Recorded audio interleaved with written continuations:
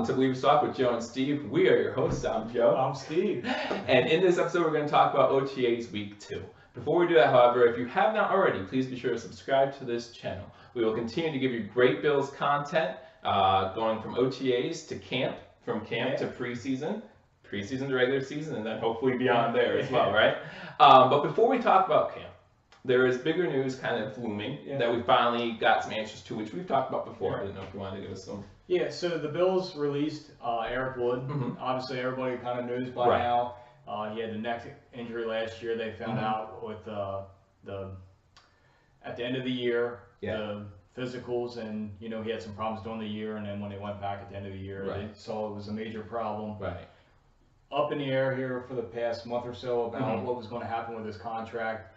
And it looks like now they have released him. Officially. Yeah, he has postponed his retirement and I think this is the reason why they released him. So now his cap hit is all in this year's salary cap. They posted it as a pre-June 1 cut. They could have did a post-June 1 cut, and then they would have been able to put some money into next year's cap. But they're going to eat all that dead money, which is $10.4 million on this year, and they're going to be about $46 million in dead cap money this year. It's a lot. It is. I heard that's like double any other team in the NFL. So yeah, it's a lot. But I mean, it's like a 1-year thing, right? It's going to help us next year. Next year, we're going to have a lot of cap space. We'll be somewhere around that $90 million, give or take. And then obviously with that $46 million, that's with the Darius trade, the Sammy trade, and some other stuff that they did, cutting players, and obviously here with the Eric Wood situation. Yeah, again, we all knew this was coming. It was just a matter of cap stuff, how they were going to how they were going to structure everything. That way they got the most leeway, and they did the right thing by Eric Wood. Right, and that's important too. I mean, obviously, we've said this before. We wish Eric Wood the best. Maybe he can come on as a coach or something of that nature. That'd be really cool. But he was a productive player for the Bills for that time, so we do appreciate that. But since we're on the offensive side of the ball, let's get into OTAs, and let's talk about the offensive side of the ball first. First, we want to acknowledge one of our fans out there who told us how to actually say our offensive coordinator's name, right? So it's Dable. So we've been saying it wrong, so thank you for that. But yeah, let's talk a little bit about offensive side of the ball. I know where you wanted to start. Yeah, Dable had his press conference, and basically doesn't really tell you a whole bunch of what they're looking for, but it's here at OTAs. Josh Allen, who is now running with the threes. He has talked him up. Said he's mature, above his years. He'll take the coaching. If he makes a mistake, he doesn't make it again. Which everybody can say, "Oh my God, he makes a mistake." But he's learning. Exactly. He's a little bit of a project. Yeah, I mean, everyone. I guess today during OTAs, he had like a bad interception or something, right? I haven't seen it yet. However, but I just hear it's been really bad. I mean, these are things that we're going to work through. Like you say, he's a project. Any college kid coming into the NFL is going to need work. So I'm not too upset about that. Yeah, but they did say he got better on his swing passes, so he got a little more touch. I mean, everything out of Bill's camp last weekend, so far this week until today was he's doing really good. They're really pleased with him, and I don't think they're going to rush into it. If they can develop him, that's the main priority. Right.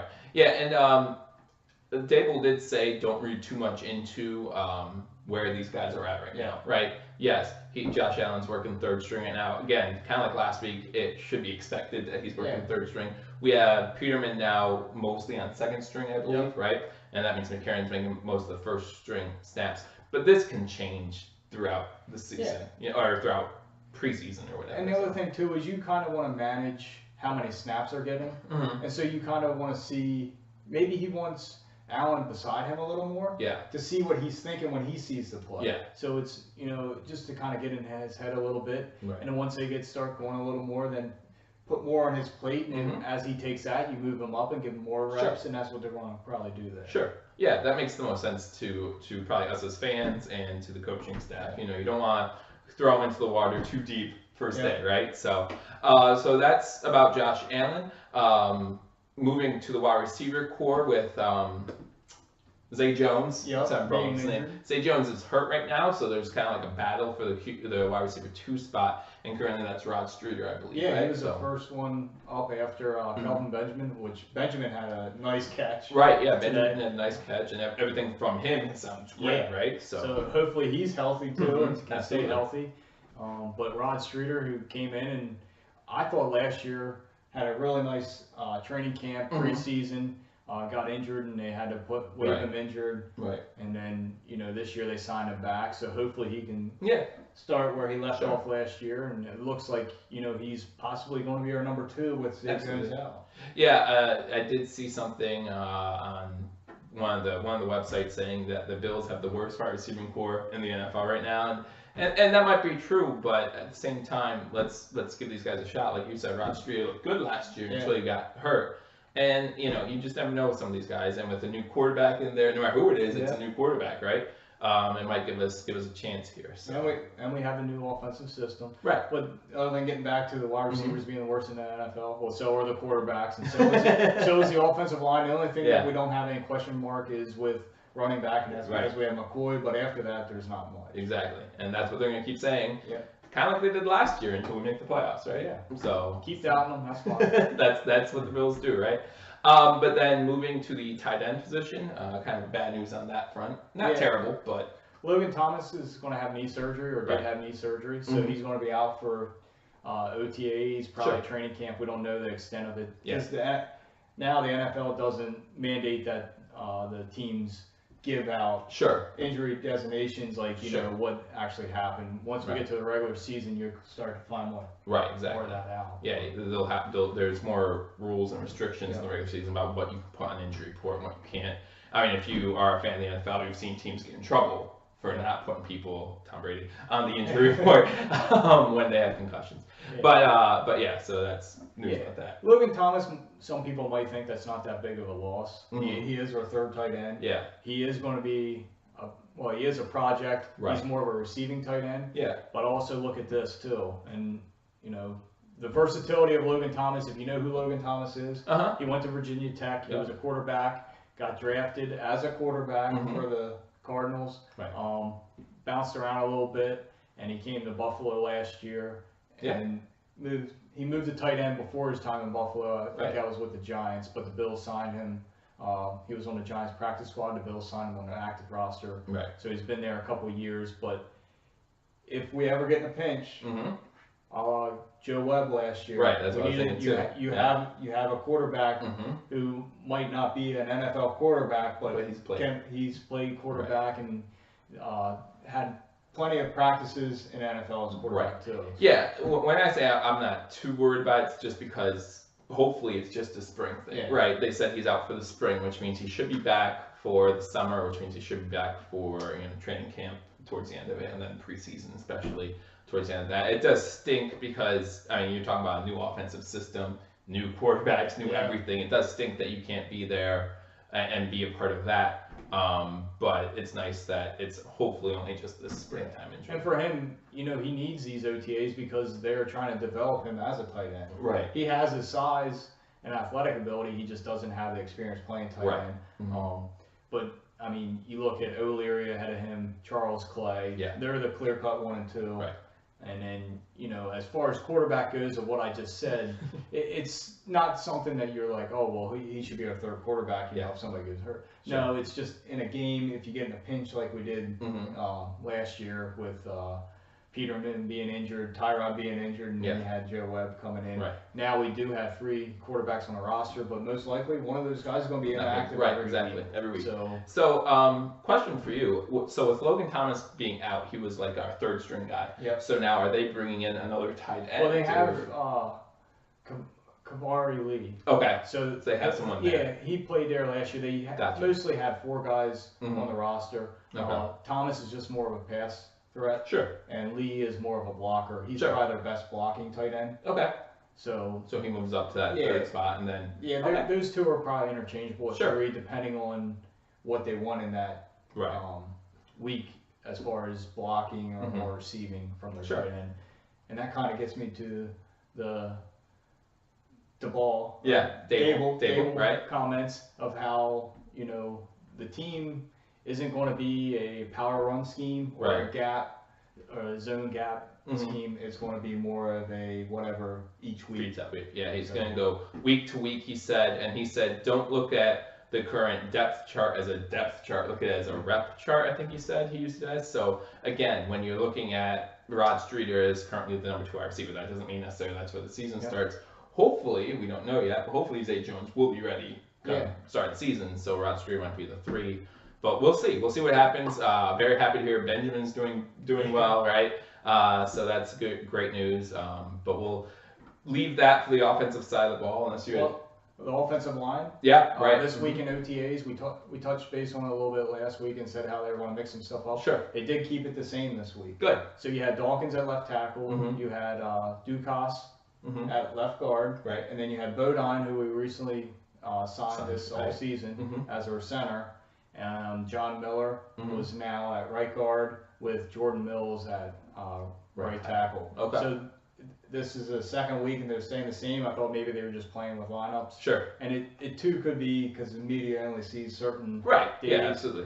You know, they know what they're doing. They're going to set something out there, but you know that might be our starting lineup for this year. Yeah, we'll see what happens there. And again, further we get into these practices, I think we'll see more of what our starting lineups will be.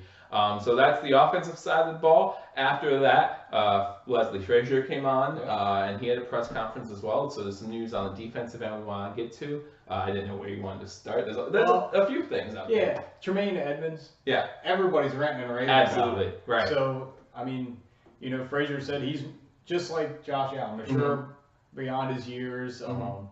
Great communicator, middle linebacker, so that's good because you need that. I saw even Teddy Bruschi tweeted out that he was really impressed with Tremaine Edmonds. He can't believe how athletically gifted he is, and he should be a front runner for the Defensive Rookie of the Year. Sure. So we'll see about that. But also, Frazier did compare Edmonds to Tre'Davious White. Right. As far as like learning the system and getting plugged in. And you know what? I know Bills fans have a little bit of sting when it comes to Ted Bruschi, right? Yeah. But you know, he was a great player when he played, and he knows his stuff as far as linebackers go. So that is high praise. More news: both Star Latuile and Vontae Davis are back in practice, which I know you'll really like. So. Yeah, I mean now you get your key free agents back. Yeah. Vontae Davis now goes back to his cornerback position outside. And Phil Gaines was playing outside last week. Right. He now switched inside. Okay. To the corner, the nickel corner. So where we expected. Yeah, absolutely. That's exactly what we expected. You know, with Vontae being out last week, they made a couple changes, and now. Which might work too, especially if like Vontae Davis gets hurt throughout the season. Like, hey, you practiced here. Let's move you here. Move someone else in at the slot. So I think that's okay. More positive news moving inside to the defensive line. Apparently Shaq Lawson, good news there. I'm not sure what you heard about that. They say he's back with a new positive attitude. Which is good. And things have kind of changed for him. He's trending upward. Good. And I like Shaq Lawson. I think he has all the potential. Yeah. I thought he played good at the beginning of last year. He isn't what everybody thought he was going to be. Right. So maybe this is something he needed. He kind of got knocked down a little bit in the NFL, and this is something he's looking for. Also, too, going to the 4-3. I know they were in the 4-3 last year, so maybe the second year in this system instead of being in that 3-4 with the Rex. So it's positive vibes for him, and hopefully it turns out to be really good. And now he's getting pushed, too, because they did sign Trent Murphy. So maybe that's pushing him a little more to, okay, I need to work a little harder to have my job. Yeah, I mean, it's just good to see, like you said before, like he's had a rough start to his career. You know, he hasn't been playing that much, not due to anything other than injuries, right? And so he had a lot of potential coming out of college, and everyone was looking forward to him. And I did too when we drafted him. I was very excited to see Shaq Lawson play. But yeah, unfortunately, things haven't worked out. But year 3, right? Year 3 for Shaq Lawson. Let's see if he can turn around. Positive attitude always helps. And Leslie Frazier apparently was very happy to see that. It's always good to make the defense coach happy when you're playing defense, right? And then moving on to keeping it inside. Good news from the Kyle Williams and Harrison Phillips camp, right? First, we want to inform everyone we jumped the gun last video. Harrison Phillips is now officially signed. So he wasn't last week when we did the video, but now as of Wednesday, he is. We talked about it. We heard different reports that he was signed, but I said I didn't see anything. Right. So, we kind of threw that up in the air, and he did sign this past week. Which, again, is expected, but that means we just have one player left to sign, and that's our quarterback. Josh Allen. Yeah. And I don't expect a major holdout because of the way their rookie wage scale is. Exactly. So don't be worried about him holding out to the third week of the preseason or something like that. It's not going to happen. Yeah, and him being here OTAs is a good sign too, right? If you're going to hold out, sometimes there's controversy of whether you'll be there or not, and he's there, so I don't think there's any controversy there. But yeah, Kyle Williams and Harrison Phillips are apparently, Kyle Williams is like mentoring Harrison Phillips, right? From what we've heard, and that's always positive news to see a veteran like Kyle Williams in there with a guy who's been compared to Kyle Williams, going over film together and things of that nature. So that kind of has us excited. Yeah, I mean, Kyle Williams and Harrison Phillips are kind of the same. You look at them, very similar. They're kind of, the way they play is very similar.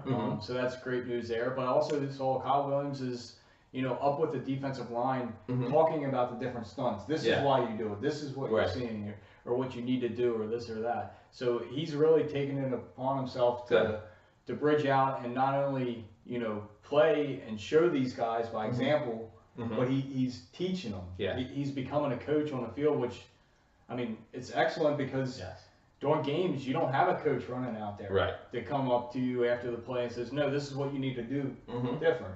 Kyle is there doing that. And let's be honest, Bills need that right now. Yeah. We need those captains to step up. We talk about Eric Wood being gone. We talk about Preston Brown, who was a big captain for us. Get Tremaine Edmonds in there, get Kyle Williams in there. There's still those coaches that are going to help you. And not only that, looking towards the future, when Kyle Williams is gone, this will really help Harrison Phillips become that leader when Kyle Williams leaves as well. So that's something I look forward to. Yeah, too. And you touched base on with Preston Brown leaving, your middle linebacker now is a rookie, in Edmonds. Right. Yes, we're giving him all the hype because he is a freak. He deserves it, right? Yeah, he's a freak, so he's incredibly gifted. But the leadership has to come, and him being around somebody like Kyle Williams to just help him out. Yeah. Long term, and it obviously helps the Bills out. Seeing how Kyle Williams acts in the locker room, out on the field, in the weight room, whatever he does, and he's following into that. Absolutely. Now we just need to find that captain on the offensive side of the ball, right? We hope it's Josh Allen. We really do. We hope he finds his voice, and once he learns the system, he becomes that captain. But right now, it's kind of up in the air. We're not sure what we're gonna get, but that's okay. I mean, everybody's very happy with Josh Allen. Yeah. Let's not put it out there that there's any negativity coming out, but people lead by different ways. I don't know how he is going to practice or anything like that. I did see a tweet or something last week on the OTAs. He said there's going to be a lot of butt slapping going on. Sure. So maybe that's how his rah-rah, if somebody makes a good play, you slap on the butt or whatever. I don't know. Right. But, he seems like he has that demeanor where everybody kind of rallies around him too. So, it's different being a leader and on the sideline compared to being somebody out on the field. Right. And let's say that as well. It's different being a leader on offense and being a leader on defense. Yep. Defense, you want to be mean, you want to be aggressive. On offense, sometimes you just want the guys to listen to you. The guys know you want to gather them around. And you got to keep them when somebody gets too high or too low. You got to know when to talk to them or get them feeling better, or kind of bring them down to reality. A little bit, right? Yeah, when you have a receiver coming, I'm wide open. Yeah. Well, okay. Well, we just scored a touchdown. I understand you're wide open, but the play designed to give somebody else. So that's pretty much what's happened the second week of OTAs. Again, I mean, there's not a lot going on, but this week we kind of had a little more information than last week, so maybe that will continue to progress. But no matter what, we'll be here for you every week, every step of the way. Steve and I are loving this right now. So I don't know if you have anything else you wanted to say. I think that's about it. That's about it. So again, if you haven't already, subscribe to this channel. Great Bills content, we promise. Steve's here, so I know we'll have great Bills content, all right? But yeah, if you haven't already, subscribe to this channel, like or dislike this video, comment below. But till next time, go Bills. Go Bills.